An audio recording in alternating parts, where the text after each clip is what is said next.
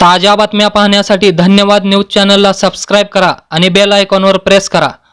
आणि सगळीकडेच एक ट्रेंड पाहिला तर मतदानाला उत्साहाने लोक उतरले। मध्ये निवडणुका थोड्या लांबल्या असल्यामुळे मतदानाच्या प्रक्रिया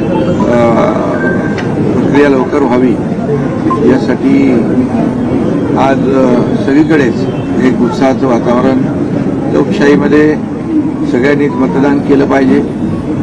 कोणी मतदानाचा आपला हक्क आहे तो त्यापासून वंचित राहता कामा नये आणि म्हणून सगळ्यांनीच मतदान करावं।